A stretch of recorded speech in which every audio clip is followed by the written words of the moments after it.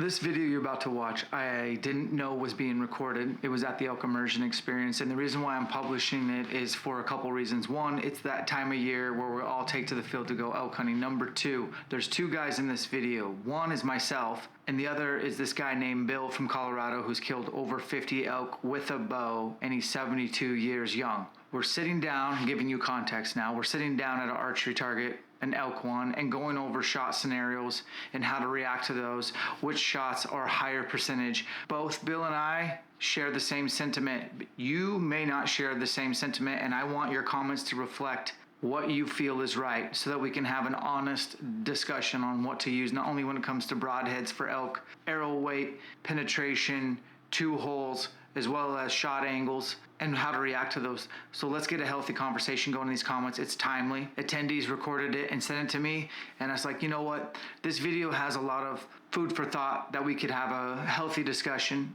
I don't want you to get angry. I just want your comments to be passionate and justified.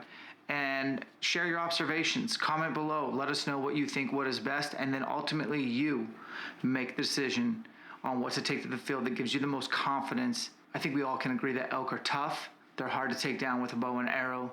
When done right, it's easy. If you make a mistake, it's an uphill battle, and we owe it to these animals to prepare and be ready, which is what this channel is all about. Separations and the preparation. Enjoy the video. I look forward to reading your comments. I shot a Utah bull last year, probably about here, and I got this much penetration. So this much arrow was sticking out. That's with an iron will, which is like a really good penetrating arrow. And what ended up happening is I just hit the top of the lungs. The lungs are like a balloon that necked down, and I nicked with one of the iron wills. I nicked where it necked down. So he was still getting oxygen. He went 70 yards, laid down. I watched him die for 52 minutes. I hated it. I hated myself. But what I thought was like, oh, you're done. And then I watched him lay down. I didn't go and put another arrow in him, couldn't sneak up on him. He was full alert. But he's just tipping his head up for 52 minutes. What's he doing? He's drowning slowly in his own blood. He's coughing up blood. He stood up once, coughed up more blood, laid back down, and then tipped his head and then finally laid down. I cried like a baby when he finally laid his head down. I felt bad. I don't want him to suffer. So, and that was with a shot that wasn't really that high at all. So I really want you to go middle of the body using a fixed broadhead. So if you hit the scab, it doesn't matter. It's still gonna get into the lungs, and even if you don't get a pass through, or if you directly even hit a rib, it's not a big deal. You're still gonna punch that rib, break it in half, even in the center of it, and get both lungs. The heart's kind of down in here, obviously. So I would say aim for top of the heart, never middle or bottom, but err on the side of tighter to the shoulder than further back. If you do hit liver and everything in here, it is definitely a dead bull. I just don't know how long it'll take. Seen it be an hour, seen it be 6 hours. You can go up to 500 yards if you bump it. Then you're screwed. So if you're a little bit back, but you see blood coming out, especially dark blood, I mean, it's just like, okay, I got him. I just need to back off, and I cannot have him smell me. Typically when I shoot, I'm pretty excited, but I've done it enough to now where I stop, I bust out my phone, I take a photo, I take a video, both, of where he's standing. I bust out ribbon, I ribboned right where I was standing, and I check the wind. Depending on the shot, I'm probably most likely not gonna go look for my arrow.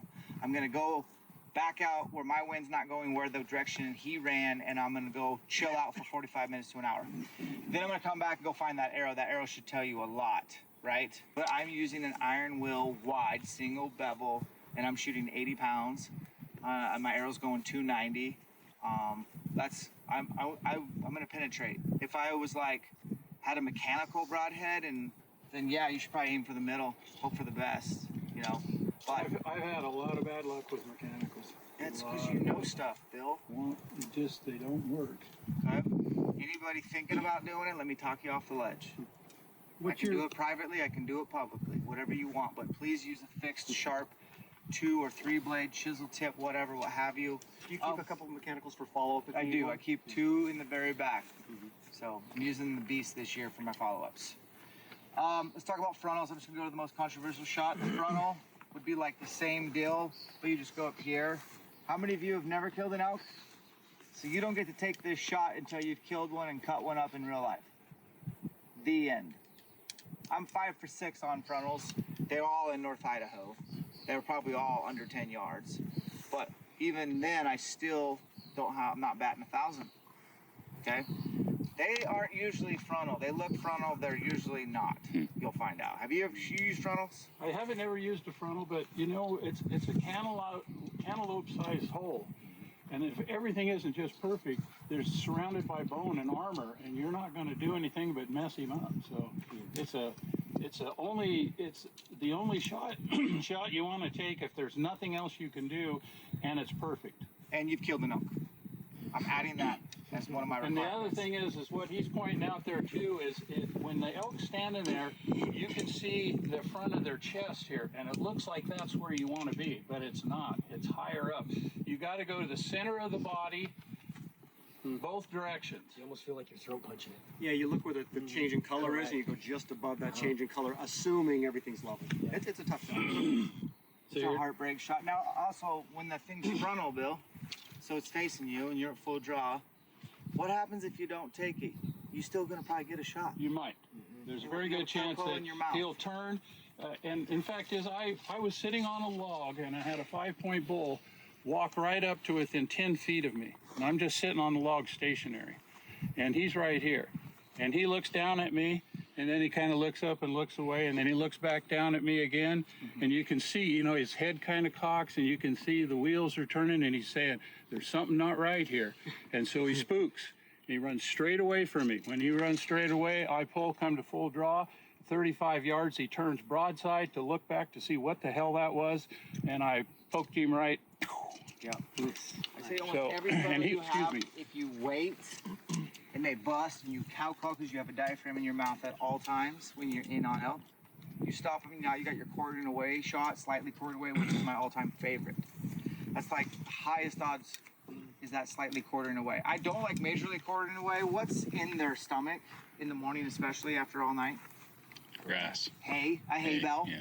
So you gotta go through a hay bale, and then it's so hard to remember in the heat of the moment that you're not aiming for the 10 ring on those severe quartering away. And you end up doing that subconsciously, or you black out, you punch it, and you might hit one lung and you're not getting a bull. Usually you don't get bulls on one lungs, you know what I mean? And they don't always live, but they usually live long enough for you not to find them. And that's Heartbreak City. Do you know how many direct messages I get a year after September about someone's sob story? I bet hundreds. I wonder how many people wound elk a year. Okay? A lot. A lot. How many broadheads have you found in elk you've killed? I've never found a broadhead. I've done 3. Two. You've done 2. Two in the 5 one- I've killed. that was in one bull. Two different bulls. See? Two, broadheads and 3. Damn. I mean, shit's was a happening. tumor Now, first. this right here is the spinal column right here. No. So what is right here? Nothing Really to hold. delicious Fine. giant backstrap, right? That's where I found the 2 or the 3 broadheads have all been up in here. Okay. Now Joel Turner will tell you all that calling stuff. He'll also tell you that there's no distance between the lung and the top. Like there's no such thing as no man's land. You're still gonna hit some sort of part of the lung. I don't buy that. I don't buy that. I don't buy that either, and I argue with him publicly about that. But Maybe on inhale. exactly, Yeah. But it's if a you're balloon. sailing, you got a dead zone in there. But regardless, even if you did hit that lung on the full inflated lung, you're probably not going to get that bull, and you're going to get a little excited because you might find some blood with some bubbles in it. You're like, oh, I did Found get a lot the of well. blood, too. Did you? You got to pierce. You got to pop that balloon. Okay, and then remember, if you hit below the lungs and you hit that brisket, get another arrow in him and make sure it's a good one. I have brisket shot a bull, and he was like dizzy and all drunk. What was that all about? Loss of blood pressure. Yes, I dropped his BP like that, firefighter, and so he's like, whoa, and he was like that for 2 minutes, but I thought I'd smoked him. And then he stood there and was like, I better put another one in him. And I did, and I got him because I did. And if I had not, I would have not gotten him. And then the classic is a little bit of fat, some darker blood. The brisket is can trick you into not. So just keep shooting into your quiver until they're hit the ground. So severe quartering away, not a huge fan, because in the heat of the moment, you really got to know where to aim, and it's a little bit tricky to aim for the back of the rib, but it's a damn good shot. Broadside's awesome, slightly quartering away. Frontals are not for virgins. The other thing about mechanicals is a lot of times you don't get an exit. So I want 2 holes. What are we killing animals? What is the cause? Who's my firefighter? What is the cause of death with archery? Which is So you're either, I mean, it's either you're looking at like a hypoxia, so you pop a lung. hypovolemic shock. Yeah. Can we just call it that? So yeah, blood loss. It's volume. Volume, blood leaving the container. This is the container. 2 holes makes blood leave the container faster. Also better for tracking. Ooh, okay. So who was thinking about using, and don't lie to me, who was like, okay, I was going to use a mechanical this year?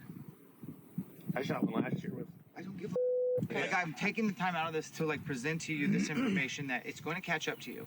You're going to get one, and it's going to be like that. Mechanical was the one thing that prevented you from probably finding your elk.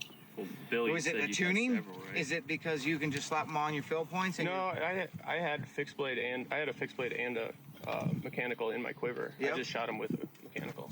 Okay. I shot 2 bulls in 3 days with mechanicals and never recovered either one. What do you think about the And the one bull was a bull about like what this is right here. He was 12 yards away. The arrow went through and stuck in his offside shoulder, and it was a 2-blade mechanical.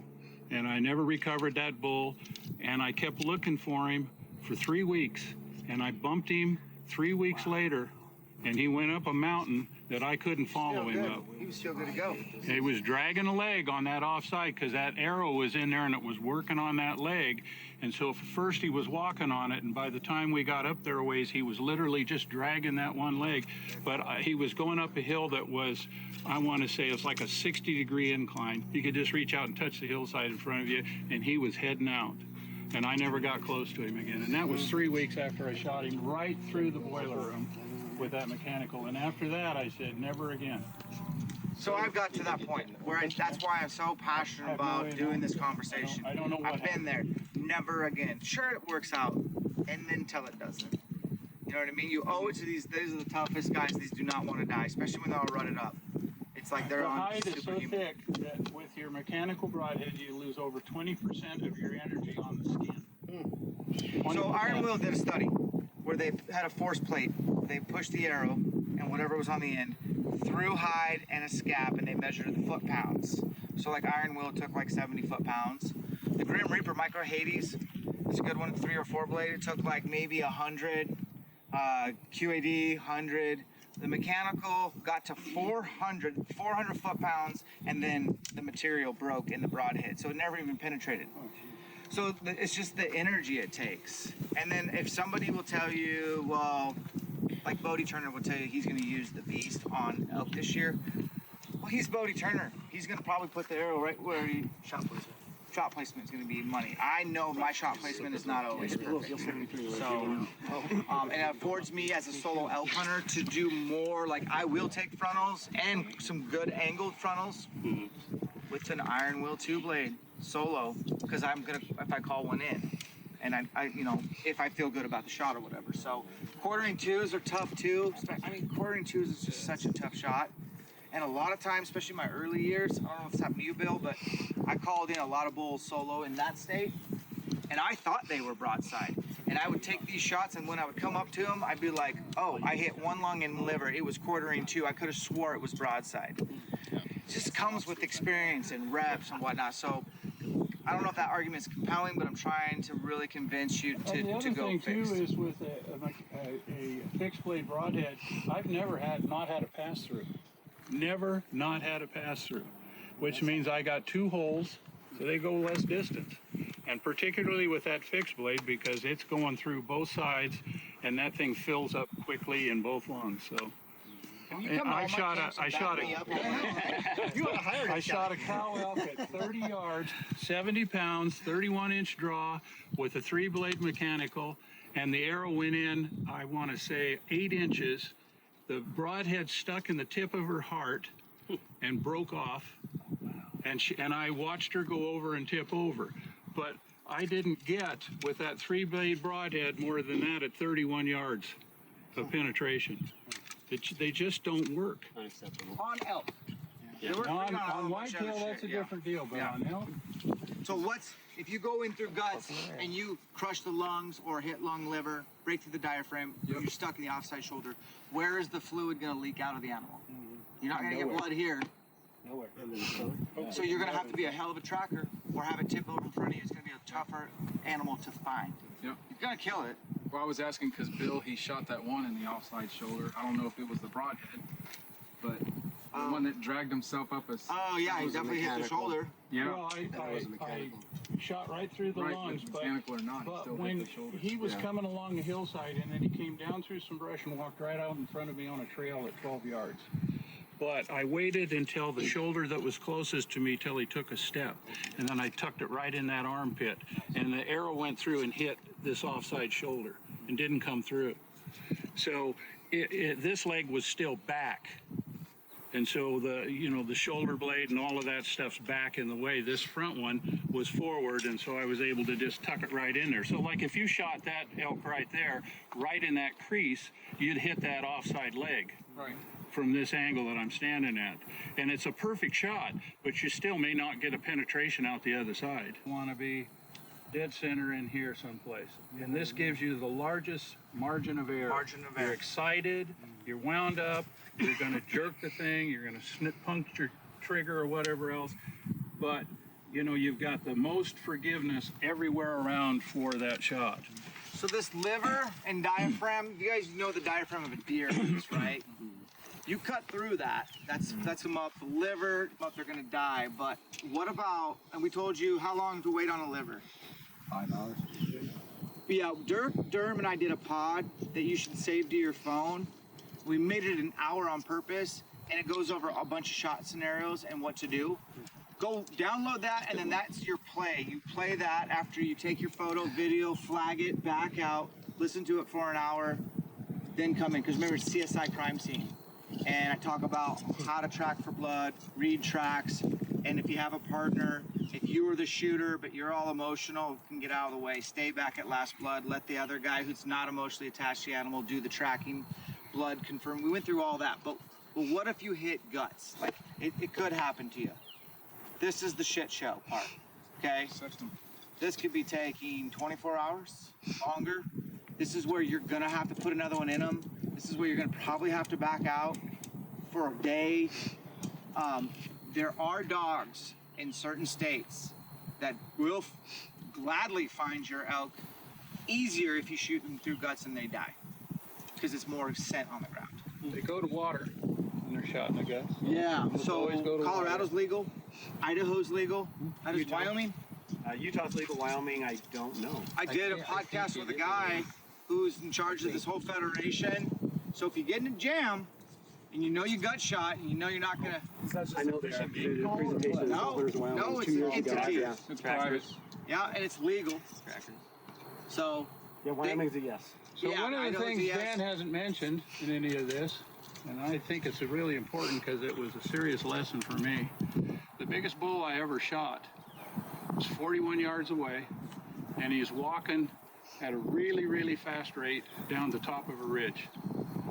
And I know that I can't hit him, he's walking too fast. And he's 41 yards, and he finally slows down to just almost a snail's pace. And I think, okay, that's doable.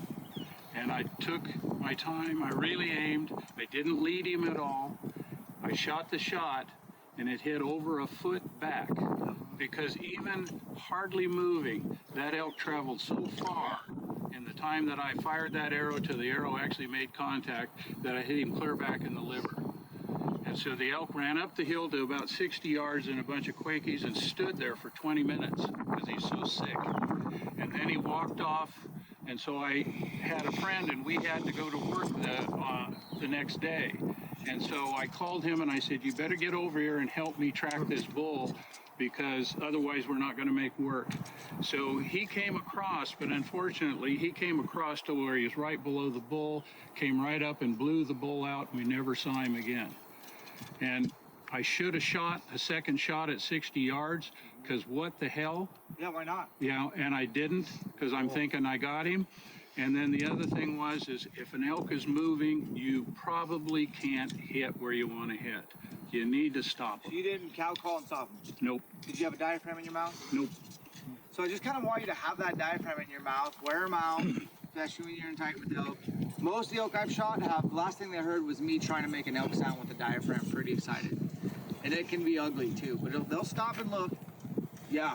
Stop You're absolutely him. right. Always Stop 'em. always stop. Stop 'em. Stop him, stop him, stop him. Give him the yo. Give them the yo, whatever. But it's nice having you here, dropping knowledge. Like that is wisdom. Yeah. Okay. So hopefully we sold you on really dependable 3 or 2 blade broadheads that fly well. Maybe a mechanical for follow-up for that 60-yard shot. But I think a fixed broadhead could do that shot. I do carry a mechanical for follow-up. I made a follow-up like 88 one year, and it was sick. I shot him through the liver. He was slightly moving, just like you said. I did cow call, but he still was moving when I broke. He ran down. I cow called again, stopped him, 80 yards, grabbed a Grim Reaper, and dotted him through the neck. And that's all I had. It's not like it was just a neck shot, and that sealed the deal. You know what I mean? So we shoot until they hit the ground. That's right. Till your quiver's empty or they're on the ground. This was a good part of camp that we try to do is get you guys just thinking about this, because you are going to be tempted to take that frontal. You are going to be tempted to take that quartering too. And Yeah, don't start. And it's just so many times I've seen somebody shoot them and it looks like a great shot, and then they start celebrating, and the elk's still there. And the celebrating isn't over until you walk up and touch the horn. Thanks for watching that, guys. Now, hopefully we didn't ruffle your feathers, and if we did, that's fine. Again, healthy discussion. Let's recap this video. I do want to say, Bill, I haven't met a lot of guys who have killed that many elk with a bow, and there's definitely people who have killed more. And there's a ton of you who've killed elk with mechanicals and had great success, and you feel confident with that. You do you. The group that we were speaking to were largely newer elk hunters. A lot of them had never killed an elk, or if they have never had consistent success year over year. Elk are tough. I think we all can agree. Their hide is thick, and the hide is getting thicker by the day in September. They're losing that summer coat. The bull I killed last year in Utah had multiple gore wounds that were super deep, and he was super healthy. They're built for war. If you've ever seen 2 large adult male elk mature fight, it is like a collision. It is violent, and they're built for that. I think you owe it to yourself to make sure that your bow is extremely tuned, that you can use a fixed broadhead.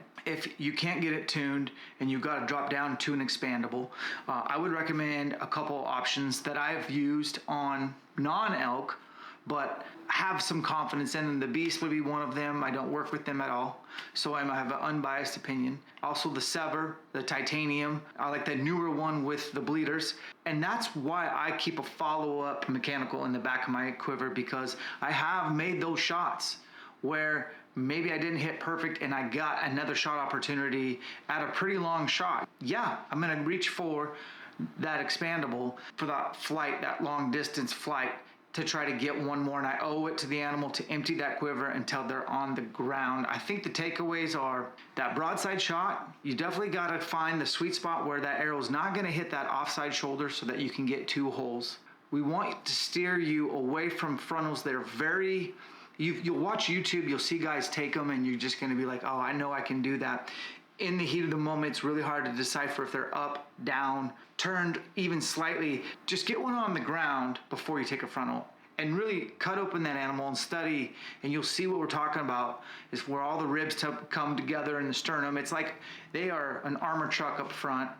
And if you do make a frontal and you do it perfect, they will almost certainly die right in front of you. But it's just, again, I have wounded elk and it sucks. I wish it upon nobody. And I want you to not have a miserable experience that haunts you potentially the rest of your life, obviously the rest of the season, potentially monkey on your back for years to come. This video is tough to make. I didn't, like I said, I didn't plan on making it. I didn't know that was being recorded, and when the gentleman sent it to me, I watched it. I was like, okay, this will make some people mad, but it'll make most people think through some of this tougher stuff to talk about. And we as bow hunters don't live in a perfect bow hunting world, and we all know that. Bow hunting's not perfect, this world's not perfect, but we try our best to make the most perfect humane, one shot, one kill, and honor that animal. And I know that we preach working hard 365 so that you're prepared and you're ready to go. In the video description, I'm going to leave that podcast we did a couple years back, Dirk Durham and myself. It's about an hour long. Listen to it after you make your shot. Make sure you get your wind, your scent out of the area. Do the things I said. Take a photo video of where you stood, where the animal stood. Flag where you shot. Don't go looking for your arrow, especially if you're not certain on the shot. Get back out. Listen to that entire pod. Take notes. And then go recover your animal and get that meat out. Get that hide off quickly, get the meat cooling, get it on ice as soon as possible. Elk hunting is special. We're passionate about it. I look forward to reading the comments.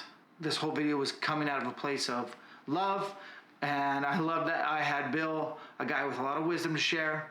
Whether you agree with him or not, or whether you agree with me or not, we don't have to agree on everything. We can disagree, but we can all come together and know that we want to head to the mountains with as much confidence as we could possibly have in ourselves and our equipment. Separations in the preparation. We'll catch you on the next one.